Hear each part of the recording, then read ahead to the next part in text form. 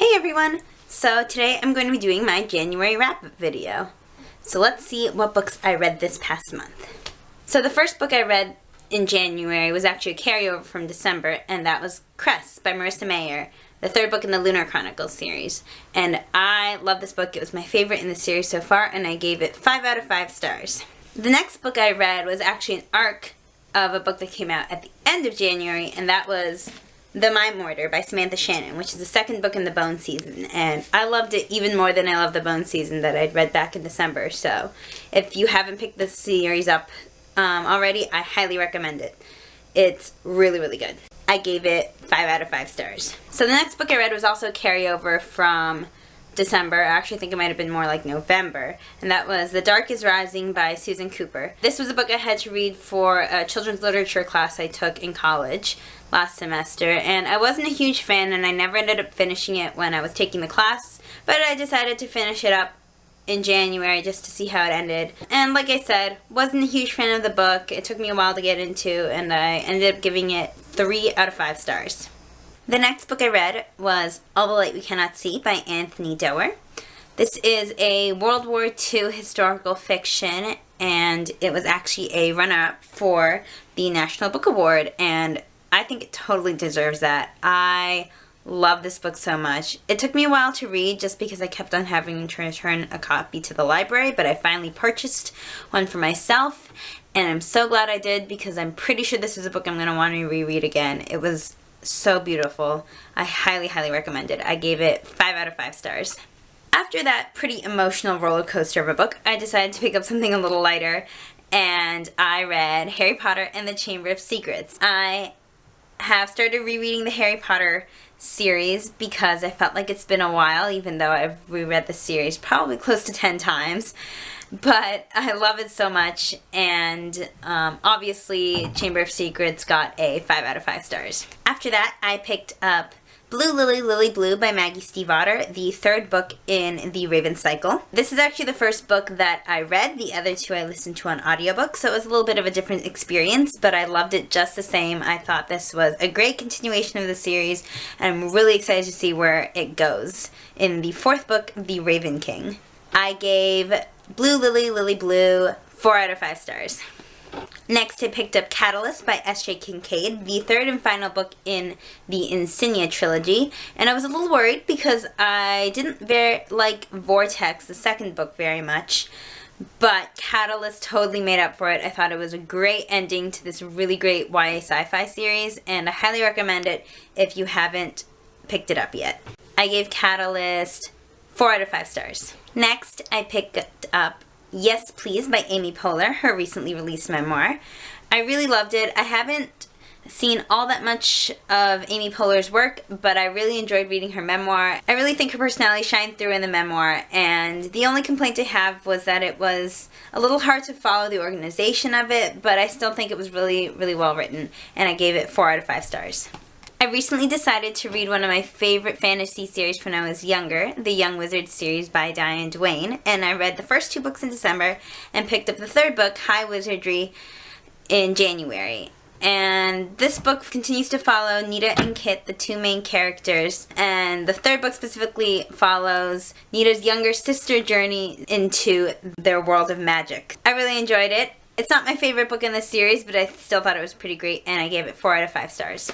Then I picked up the fourth book in the Young Wizard series, A Wizard Abroad, also by Diane Duane, and this follows Nita's adventure into Ireland and the magical world that is contained there. Rereading this, I remembered why it was my favorite book when I was a child. I thought it was still just as great, and I loved it a lot. And I gave it 5 out of 5 stars. Afterwards, I picked up Amulet, Volume 1, The Stonekeeper by Kazuo Kibuishi, and I picked this up to read on the plane because I thought I could read it in a short 1-hour plane ride, and I was right. It did not take very much time at all. It's a graphic novel. It's definitely obvious that it's intended for a younger audience, sort of more of a middle grade reader, but I really enjoyed it just the same, and I flew through it and intend to pick up the rest of the series, and I gave it 4 out of 5 stars. Next, I read Vivian, Apple at the End of the World by Katie Coyle, and I read this as part of the Reblog Book Club on Tumblr, which is over now, but I'll leave a link below so that you can see what that's about and participate in any future readings that we'll have. I thought this book was okay. It definitely wasn't my favorite. I thought it was a little weird, not in a way that I enjoyed. I ended up giving this book 3 out of 5 stars. Next, I read an advanced reader's copy of Tunnel Vision by Susan Adrian. And this is like a sci-fi paranormal book, and it's a standalone as far as I know.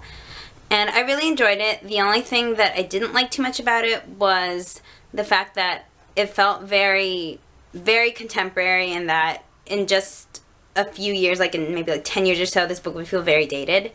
Just because of all the references they made. But overall, I thought the story was great. So I gave this book 3 out of 5 stars. Next, I read Extraction by Stephanie Diaz, and this is a young adult science fiction book, and it's the first in a trilogy. I really enjoyed it. I thought it was well written and the story was good.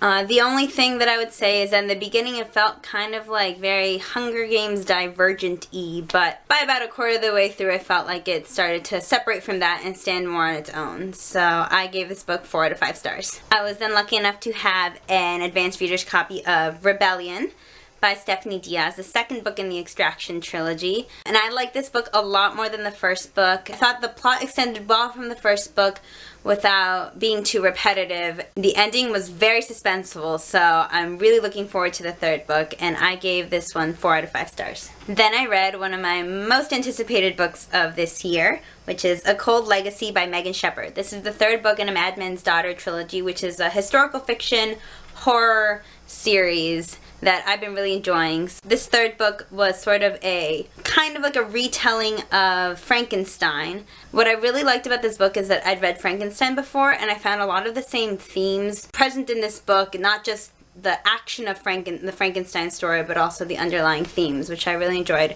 And I couldn't really pick up on in the first 2 books because I hadn't read the books that they were based on. So I gave this 4 out of 5 stars. I then decided to pick up another series, the first book being Origin by Jessica Khoury. This is the first book in a companion series all based around this biotech company called Corpus. This book is a science fiction book, and it takes place in the Amazon rainforest, and I thought that Jessica Khoury did an amazing job describing it. I really, really enjoyed this book, and I thought the story was fantastic, and I gave it 5 out of 5 stars. Then the last book I read in January was Vitro by Jessica Khoury, the second book in the Corpus Companion series, and sadly I did not like this book as much as Origin. I thought the mystery and the beauty of the Amazon rainforest that made the first book so beautiful and so well written was missing from this book, and I also think that the multiple points of view kind of detracted from the book because you really couldn't get a deeper sense of the characters and their motivations just because it felt very superficial in looking at 3 different points of view. But I still enjoyed it, and I thought it was a good book, so I gave it 3 out of 5 stars. This pile does not look nearly as cool just because I only have 5 physical books, plus my handy dandy e-reader.